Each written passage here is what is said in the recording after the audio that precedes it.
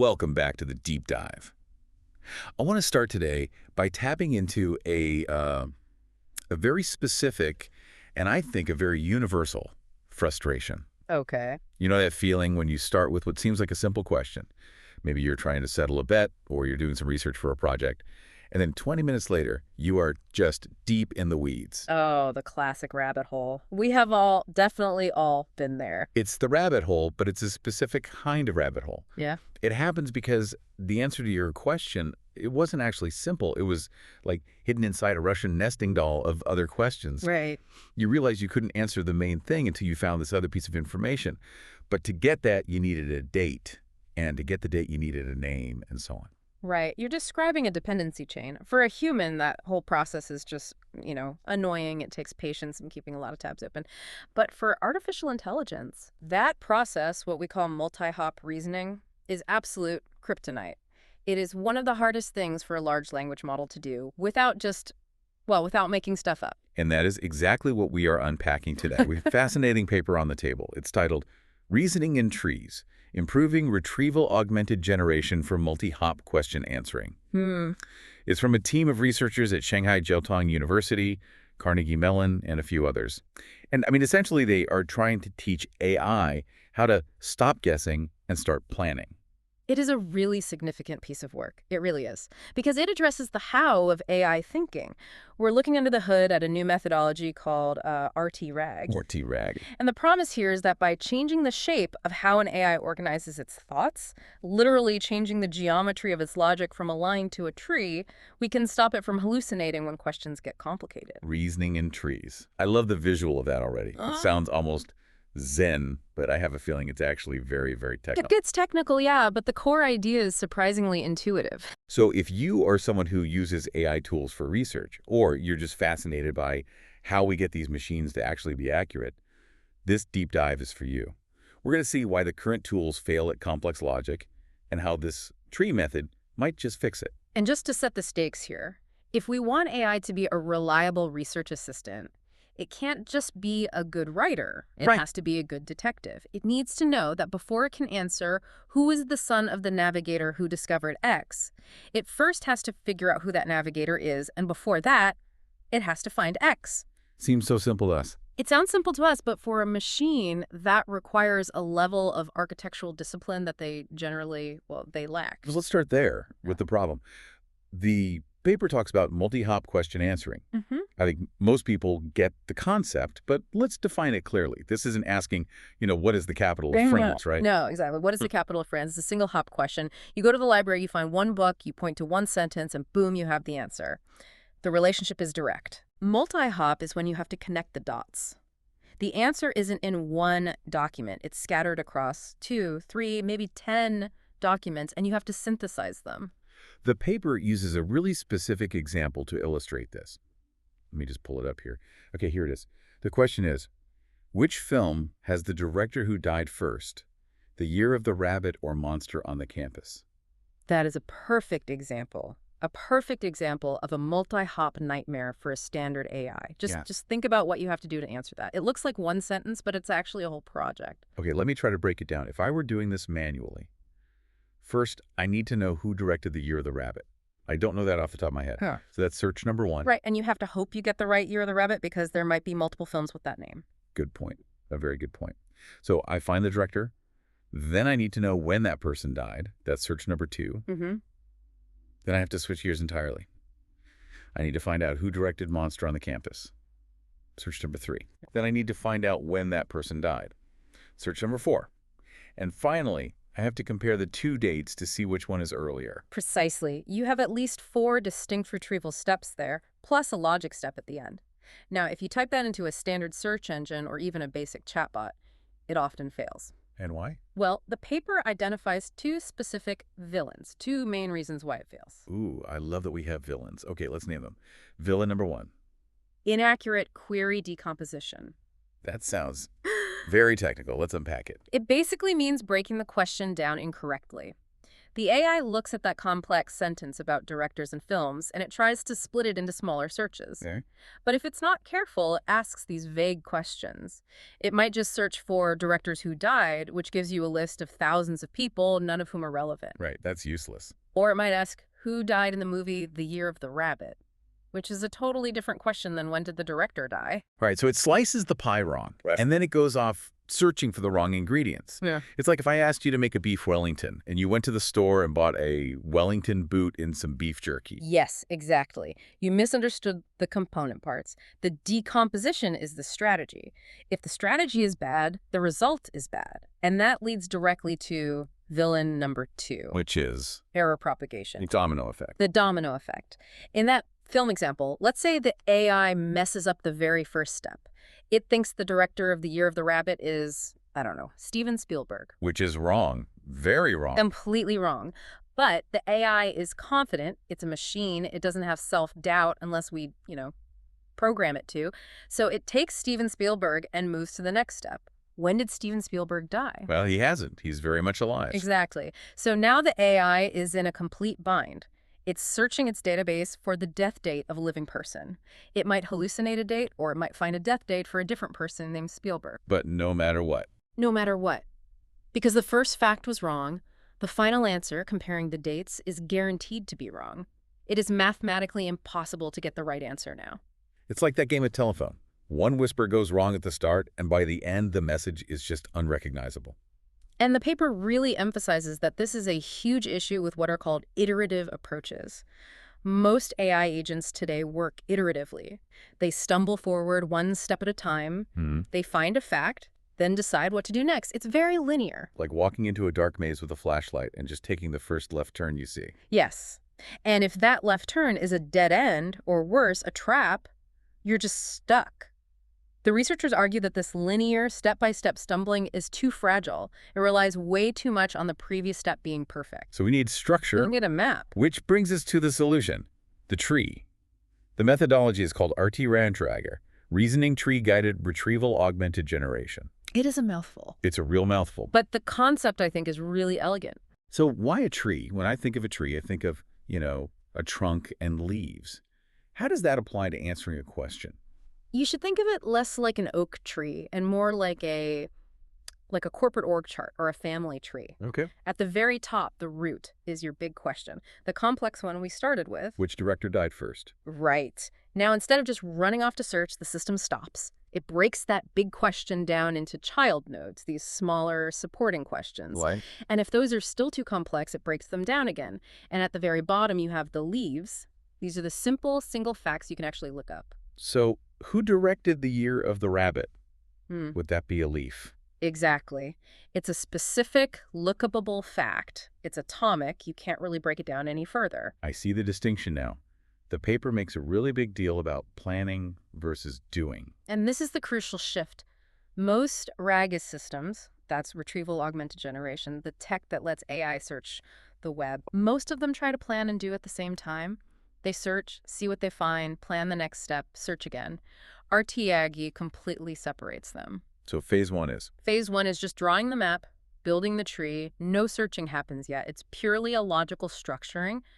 To answer A, I need to know B and C. To know B, I need to know D. It's like making a shopping list before you go to the grocery store versus just walking into the store and grabbing things that look good. That is a perfect analogy, a perfect one. If you go in without a list, without a tree, you end up with 3 jars of pickles, no bread, and you forgot the milk. You come back with hallucination. The tree forces discipline. Yes, it ensures you know exactly what you are looking for before you even step into the aisle. Okay, so let's get into the weeds, or maybe the branches, of how this actually works. This is section 3 of our discussion. The methodology. This is the real meat of the paper. Right. How does the AI build this tree? I mean, can't just magically know the structure. It's a computer program. No, it has to analyze the input. The paper describes a process called structural analysis and decomposition. Before it builds anything, the system looks at your question and extracts 3 specific things: the core query, known entities, and unknown entities. Let's use an example from the source text to make this concrete. There's a tricky one here that I really like. The homeward bound one. Yes. who played the girlfriend of Chance's voice actor in Homeward Bound in Back to the Future. I love this example because it is just a tangled mess of pop culture relationships. A standard search engine would absolutely choke on this. It's connecting two completely different universes. It is Homeward Bound and Back to the Future via an actor's career. So let's break it down like RT-RAG does. First, what are the known entities? These are the anchors, the proper nouns we actually have in the text. So in this case, we have Chance, the character name, Homeward Bound, the movie title, and Back to the Future, the second movie title. Right. These are our fixed points. Exactly. We know these things exist. We don't have to search to find out if they are real words. Okay. And the unknown entities. These are the missing links we need to find to solve the puzzle. We don't know who Chance's voice actor is. Let's call that variable X. And we don't know who the girlfriend is. That's variable Y. And finally, the core query. The core query is the final destination. Who played that girlfriend character? So the AI sees this and thinks, okay, I have my anchors, I have my missing links, I need to build a bridge. Exactly. It's treating the sentence like an algebra equation. And it uses 3 decomposition patterns to build that bridge. The paper lists them as parallel, sequential, and direct. Sequential seems obvious for this movie question. Yes. It's a chain. It's a strict dependency. You must find the voice actor first. You cannot find the girlfriend of an unknown person. Right. If you don't know who voiced Chance, you can't ask who his girlfriend was in another movie. So the tree goes. Question A, find actor, leads to question B, find girlfriend. Okay, so that's sequential. What about parallel? Parallel is when the questions have nothing to do with each other, but you need both to answer the main point. Going back to our who died first example, finding the director of movie A and the director of movie B are parallel tasks. You can do them at the same time. The answer to one doesn't change the answer to the other. Exactly. Got it. So the AI can split its brain and do 2 searches at once. Exactly. It's about efficiency. And direct. Direct just means just Google it. You know, no split needed. It's simple enough already. Okay, so the AI breaks it down. But here is where the paper threw me a curveball that I thought was just really cool. The consensus part. Yes, it doesn't just build one tree. It builds a bunch of them. Yes. This is the consensus mechanism. And it is brilliant because, let's be honest, LLMs, even the smart ones like GPT-4 or Claude, can be a bit flaky. Yeah. Sometimes they make bad plans. They might misunderstand the grammar or the logic. They might think chance is a concept, not a dog's name. Right. So RT-RAG generates multiple potential reasoning trees for the same question. It asks itself, what are the different ways I could interpret this? Maybe one tree thinks it's a parallel problem and another thinks it's sequential. Maybe one tree ignores the movie Back to the Future entirely. It's creating a diversity of opinions inside its own head. Exactly. And then it effectively takes a vote. It looks for the structure that appears most frequently. It validates the plans statistically. It's democracy for logic. It is. If 4 out of 5 of your internal planners say, hey, we need to find the voice actor first, then that's probably the right path. This step alone filters out so many of those weird, illogical rabbit holes that AI sometimes falls down. The sanity check. A sanity check before the work even begins. So we have a map. We have a vetted, voted upon tree structure. Now comes the actual work. We have to go find the answers. This is section 4, the bottom-up traversal. And bottom-up is the key word here. This is counterintuitive for humans sometimes, but it's essential for the machine. The tree is built top-down, from the big question to the small parts, but we solve it in reverse. Yes. Think about why. Look at that Homeward Bound tree again. The top question is, who played the girlfriend of blank in Back to the Future? Right, there's a blank. You physically cannot answer that question. It has a blank in it.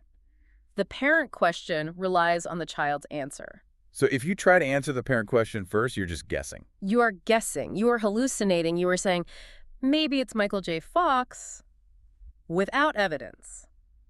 By forcing a bottom-up approach, the system is strictly forbidden from answering a question until it has the facts from the step below. It's like building a house. You don't start with the roof, you pour the foundation, the leaves, then you build the walls, then the roof. Exactly. If you try to put the roof on air, it just crashes. And at each step of pouring that foundation, there's another safeguard. The paper calls it rejection sampling.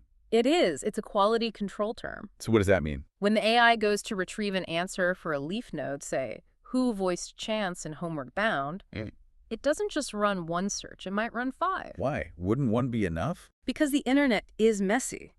And AI retrieval is imperfect. One source might be wrong, or the AI might hallucinate an answer based on a similar sounding movie. Maybe it pulls up the cast of the remake or the sequel or a totally different dog movie. So it retrieves multiple candidate answers. Yes.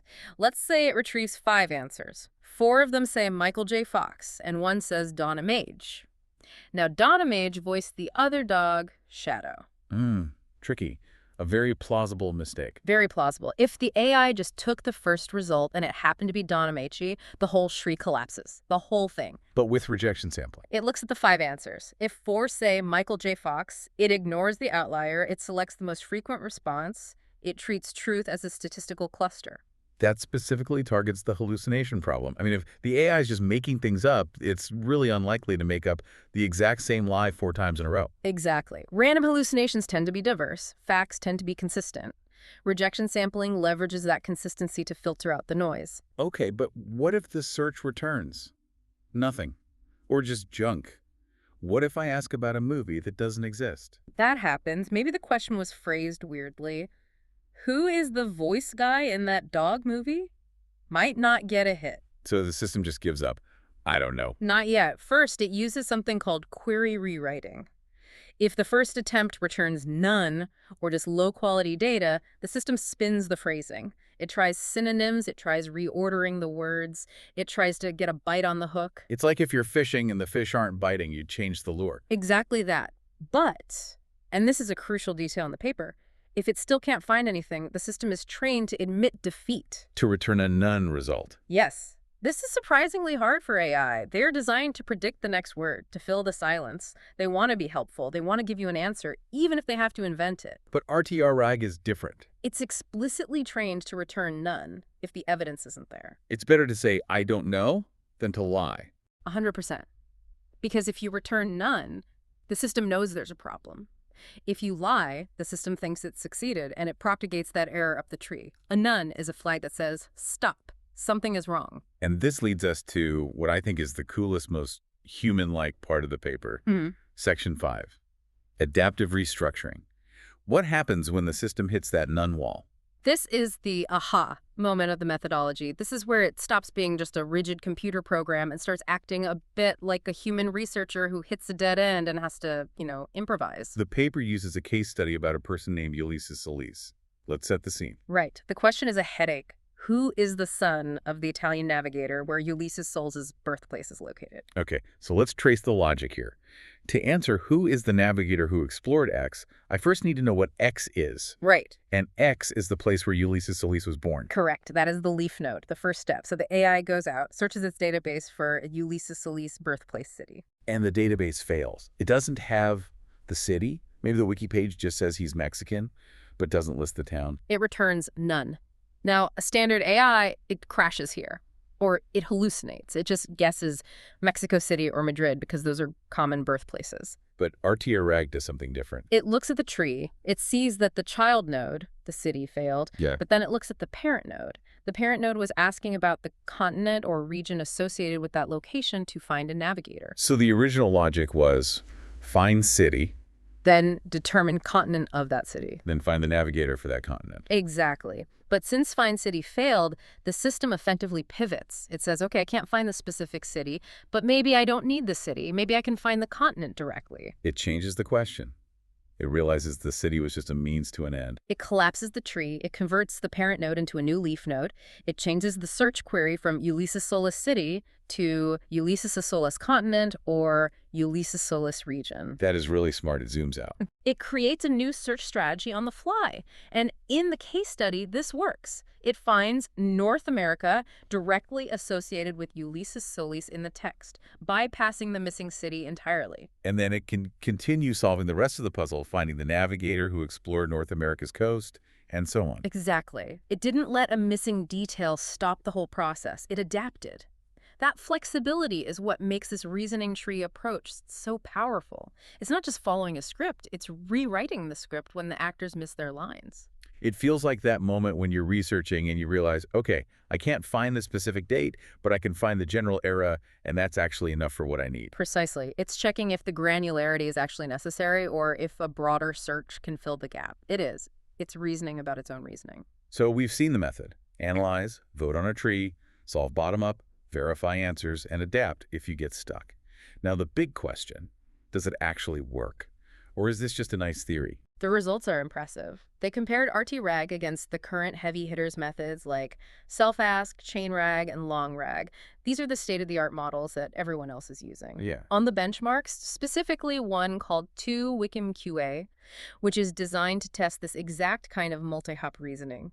RT-RAG showed a 7% improvement in F1 scores and a 6% improvement in exact match scores compared to the state-of-the-art. 7% is a big jump in this field. Usually we see like 0.5% improvements and people pop champagne. It is significant. It really is. It shows that structure matters, but numbers are abstract. Qualitatively, when you look at the comparison case studies, the difference is just stark. There was that comparison with self-ask, using the Felix Salten example. Right. Felix Salten, the author of Bambi. The question was, what was the home city of the author of the famous novel tracing the life of a male roe deer from his birth onward? Which is just a very roundabout, pretentious way of asking, where did Felix Salten live?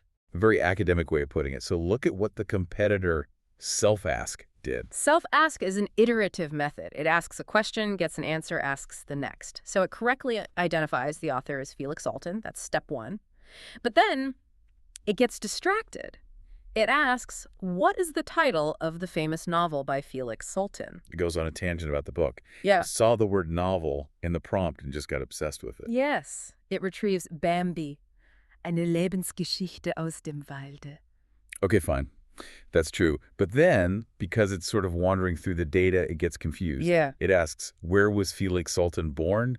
Instead of what was his home city. And those are different things. Very different things. He was born in Pest, Austria-Hungary. Right. But his home city, where he lived and worked, was Vienna. Self-ask answers Pest, which is incorrect. Because it didn't have a plan. It just followed the breadcrumbs of Felix Salten and book and got lost. It's like it went to Wikipedia, clicked a link, and completely forgot why it was there in the first place. We've all done that. Meanwhile, Artiega, Artiego built the tree first. who is the author? What is the home city of Answer from Node 1? It never even asked about the book title. It didn't care. It didn't care. It wasn't in the tree. It stayed in its lane. It stayed in its lane. It found Felix Salten, passed that name to Node 2, searched home city of Felix Salten, found Vienna. Done. Correct answer. That structural discipline prevents the AI from getting distracted by its own search results. That is the key takeaway of this entire paper. Structure prevents distraction. When you predefine the logic, you are so much less likely to be led astray by interesting but, irrelevant facts you find along the way. So wrapping this up, what does this mean for the listener? Why should they care about trees and nodes and all this technical detail? Because we are moving into an era where we trust AI with more complex tasks. We aren't just asking what is the weather anymore. Right. We're asking, based on the market trends in Q3 and the competitor's product launch in Q4, what should our strategy be? That's a multi-hop question. A massive one. A massive one. And if the AI uses a linear stumbling approach, it might latch onto one bad data point in Q3 and hallucinate an entire strategy. If it uses a tree-based approach, it maps out the dependencies first. It validates the data at the bottom before making a recommendation at the top. It makes the AI a reliable partner. A reliable partner, not just a creative generator. It moves AI from guessing and checking to planning and verifying. Exactly. It is about imposing human-like logical discipline on the chaotic retrieval process. It is making the machine think before it speaks. I love that. Think before you speak. Good advice for humans, critical advice for AI. Absolutely. We're almost out of time, but I want to leave everyone with a thought. We've seen how breaking questions down into these, binary logical trees solves these riddles. It works for who is the director and where is the city. It works for factual, explicit knowledge, yes. Right. But my question is, if this method works by breaking everything into trees, does that mean all human knowledge can be mapped this way? Or are there questions maybe about emotion or philosophy or art that are so abstract that a tree simply can't capture them? Is there a limit to the tree? That is the ultimate question, isn't it? Can wisdom be decomposed? Or is the whole sometimes greater than the sum of the nodes? Something to mull over. Until next time, keep diving deep. Goodbye, everyone.